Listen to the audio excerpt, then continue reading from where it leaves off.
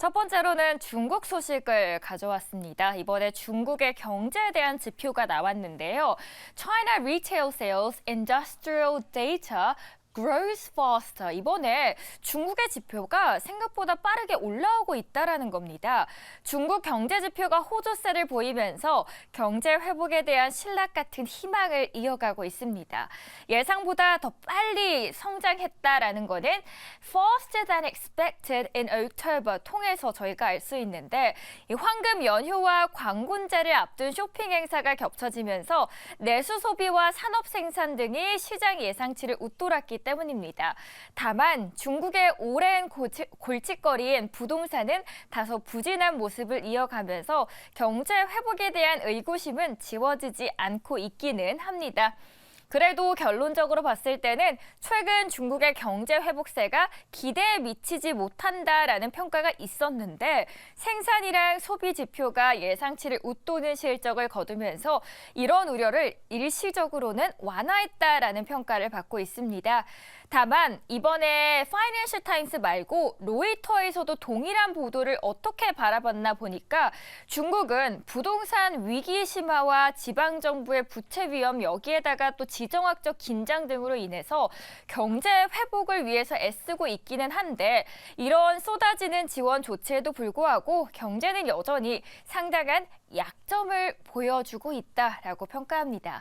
10월의 실업률은 5%로 전월과 변동성이 없다는 게 대표적이고요. 일부 지표가 나아졌음에도 불구하고 실업률이 개선되지 않고 있다는 건 고용시장이 불안정함을 의미하고 있다라고 지적합니다. 첫 번째로는 중국에 대한 성장성 알아봤습니다. 두 번째 헤드라인 만나보시죠. 어제 10시 반에 모든 분들의 눈이 쏠렸던 데이터죠. 10월의 CPI 이야기부터 전해드리도록 하겠습니다. Inflation slows more than expected. 이번에 10월의 CPI가 전년 대비해서 3.2% 상승했다라고 밝혀졌는데 전문가들이 예상했던 3.3%를 밑도는 수치였고요. 9월의 전년 대비해서 상승률은 3.7%였던 걸 감안하면 물가가 드디어 3%대 초반으로 들어왔다라고 볼 수 있고 연준이 목표로 했던 2% 물가에도 성큼 다가왔다라는 수준을 평가받고 있습니다. 헤드라인 CPI에 비해서 근원 CPI는 전월 대비해서 0.2% 상승했는데 이 역시 기존 전망을 밑돌았다라는 거죠. 인플레가 정말 연말 들어서 이렇게 확실히 저감됐다는 건 연준의 연내 추가 금리 인상 가능성은 희박해졌다라는 거겠죠. 이번에 제가 들어오기 전에 시애미 패드워치도 확인해 봤는데 무려 동결이 99.7%였습니다. 트레이더들은 연내 금리 인상 가능성을 완전히 고려 대상에서 제외시켰다라는 걸 확인할 수 있었고요. 물가가 잡히고 있는데 이 크리스마스 시즌인 12월에 중앙은행이 파티 분위기를 깰 가능성은 전혀 없다라고 여기는 분위기가 전해지고 있습니다. 두 번째 외신 살펴봤고요. 마지막으로 세 번째 외신도 만나보시죠. 다만 걱정거리는 하나가 있습니다. The $2 trillion interest bill that's hitting the government. 때리다 정부를 라고 표현이 되어 있는데 정부를 강타하고 있는 2조 달러 규모의 이자 청구서라는 제목입니다. 보이시는 게 정부의 부채가 계속해서 늘어나고 있는 그래프입니다.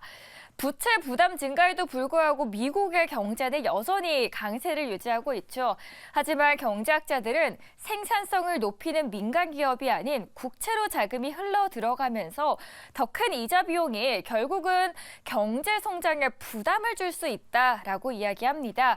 부채 비용의 급증은 세계에게 가장 큰 경제 대국이자 부채가 가장 많은 미국에서 특히 두드러지게 최근에 나타납니다. 미국의 연방정부는 지난 회계 연도에서 순이자 지급에 기록적인 6,590억 달러를 지출했습니다.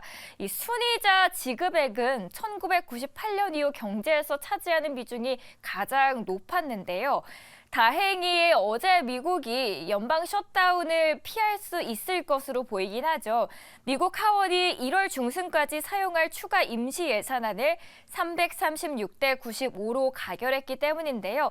앞으로 남은 절차는 물론 있긴 합니다. 이 상원에서의 심의 처리 절차와 조 바이든 대통령의 서명이 있긴 한데 상원의 문턱은 그래도 무리 없이 통과할 수 있다라는 전망이 우세합니다.